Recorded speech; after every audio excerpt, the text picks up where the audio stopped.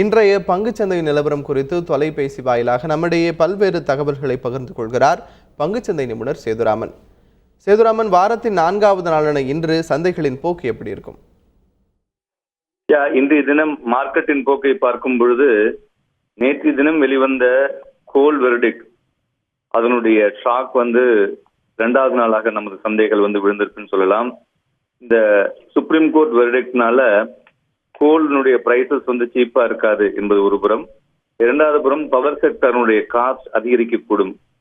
So இவை இரண்டும் மார்க்கெட்ல ஒரு பெரிய ஒரு ஏமாற்றத்தை தோற்றுவித்தது என்று கூறலாம்.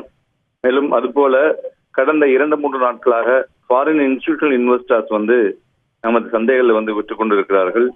மேலும் உலகளாவிய சந்தைகளில் இருக்கக்கூடிய அவங்களுடைய எக்கானமிக் ரிசல்ட்ஸை பார்க்கும் பொழுதும் சில அச்சுறுத்தல் இருப்பதனால் அதனுடைய ரியாக்ஷன்ஸும் நமது சந்தைகள்ல இருக்குன்னு சொல்லலாம். அதுபோல மிட் கேப் ஸ்டாக்ஸ் ரொம்ப ஓவரா பிரைசிங் ஹை பிரைஸ்ல இருக்கிறதுனால அதுலயும் கொஞ்சம் ப்ராஃபிட் டேக்கிங் வந்தது. ஓவரால் எல்லாம் ஒரு ப்ராஃபிட் டேக்கிங்னு சொல்லலாம். அதை தவிர இன்றைய தினம் F&O க்ளோசிங் இருக்கிறது. இந்த F&O க்ளோசிங்கை வைத்து அதனுடைய ரியாக்ஷன்ஸ் நம்ம மார்க்கெட்ல இருக்கும். ஓவராலா நிப்டியை பொறுத்தவரை பார்த்தோம்னாக்க 7,945 என்கிற ஸ்ட்ராங் சப்போர்ட் லெவல்லையும் 8,055 என்ற ஸ்ட்ராங் ரெசிஸ்டன்ஸ் லெவல்லையும் இருக்கு. ஸோ இன்றைய தினம் சந்தை நிலைய போக்கு 7,945 to 8,055 லெவலில் ட்ரேடாகக்கூடிய வாய்ப்புகள் இருக்கிறது. அதுபோல ஸ்டாக் ஸ்பெசிபிக் மற்றும் செக்டார் ஸ்பெசிபிக் மூவ்மெண்ட்டுடனும் வாலட்டிலிட்டி அதிகமாக இருக்கக்கூடிய வாய்ப்புகளும் அதிகமாக தெரிகிறது. ஏனென்றால் வாலட்டிலிட்டி இண்டெக்ஸ் லோ லெவல்ல வாலட்டிலிட்டி இருக்கிறதுனால அதனுடைய மொமெண்டம் வாலட்டைல் மொமெண்டம் அதிகமாக இருக்கும்.